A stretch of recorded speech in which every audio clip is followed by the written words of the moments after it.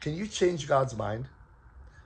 Can the sovereign creator of the universe, the omnipotent, omniscient one, change the trajectory of his plans as a result of your prayers or my prayers?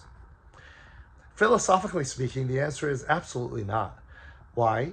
Because if God is perfect, which is what we know of philosophically, biblically, theologically, then it follows that God doesn't change. It's called the Aseity of God as a doctrine in theology, because change implies either you're getting worse or you're getting better.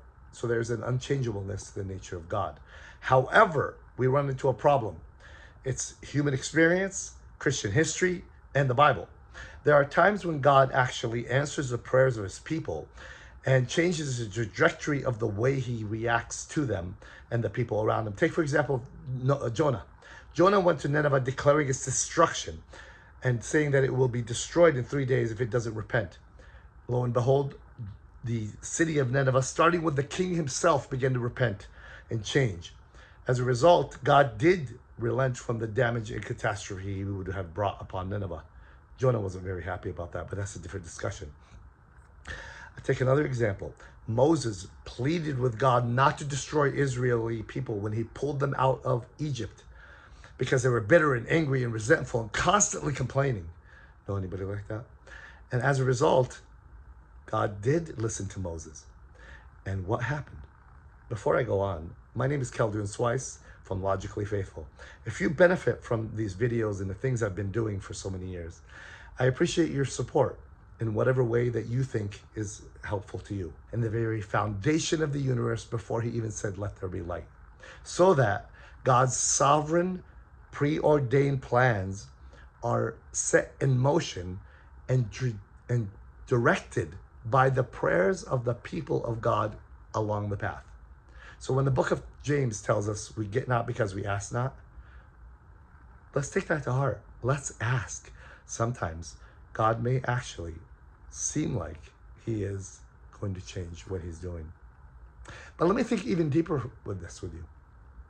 When Moses, for example, asked the people that I discussed earlier to repent and stop complaining and being bitter, they refused to.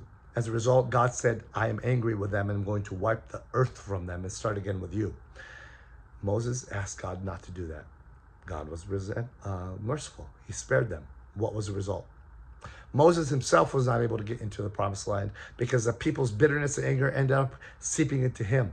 He ended up striking a rock that bring life and water to the people, causing God to get angry at Moses, causing Moses not to enter the promised land. And those people never did enter, by the way, their children did.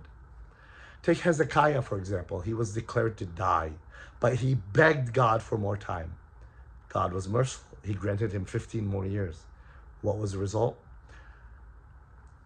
He gave birth to a son in that 15 years named Manasseh. Manasseh was one of the most terrible kings in all of Israeli history, not only including child sacrifice, murder, idolatry, and things of that nature. But sometimes we think that the sovereignty of God and the way he's doing things is just not right. And if I pray enough, I'll get God to change his mind and make it better. Let's think twice about that. Let's really reconsider that. Thank you for your time.